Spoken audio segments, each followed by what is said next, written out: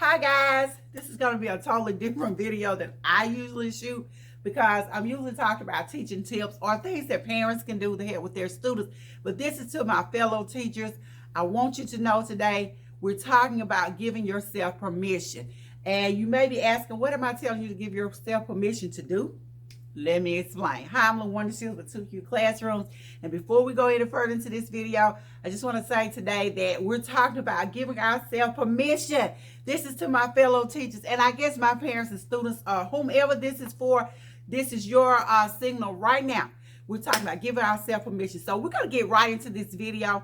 And what I'm talking about is I recently received a question in my DMs about the position that I have now. I was a classroom teacher for several years, several years. And this year, I took a different position. I am an academic interventionist, which means I do pull out. I work with kids, not in the classroom. I do lesson plans, but they're not as detailed. They're not as time consuming as the other things that I used to do. And it's a wonderful job. I have had the opportunity to apply to be academic interventionist, academic coach, all types of other positions over the years, and I never would. I would fill out applications, I would think about it, but I would never go for it because I was afraid. I was afraid of coming out of the classroom because I love the classroom, and I still do.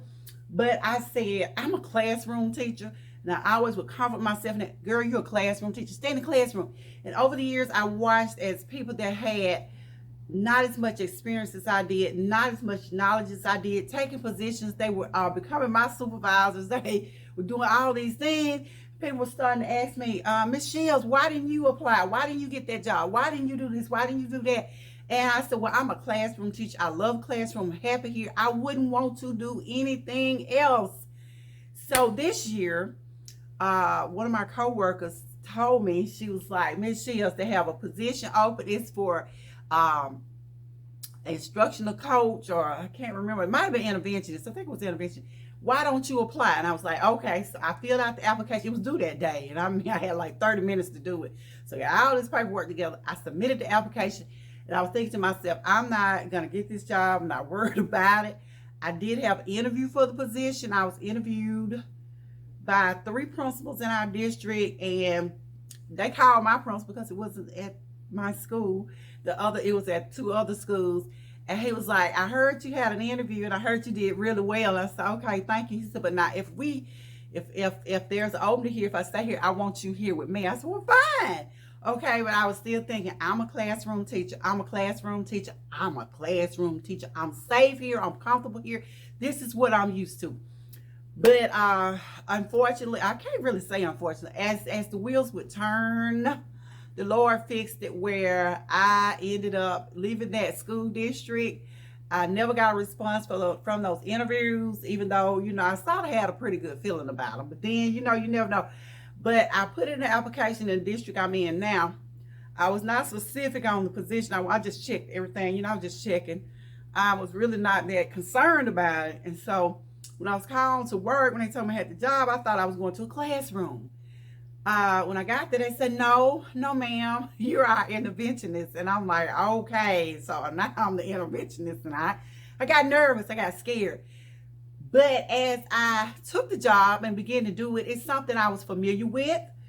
I did a thing on Instagram, and I need to do one here talking about trust the process. But it's amazing how things work together. So the Lord had already fixed it where my other job, I was doing the intervention. I was over MTSS at the position I was leaving. I already knew how to do it. I was a supervisor, so I was in charge. I had a job where I was doing exactly what I'd already been doing, what I was good at. Plus, I get to work with those students who are struggling, and I am extremely good with struggling students, not to toot my own horn. So I said, wow, I cannot believe all these years I had opportunities to take a position that I have now, to do actually a little less work than I was doing, but to do and continue to do the work I love. But I didn't do it because I was scared and because I could not give myself permission to be happy. Before we go any further into this video, be kind, give this video a like, a thumbs up, subscribe and follow me for more teaching tips and hacks.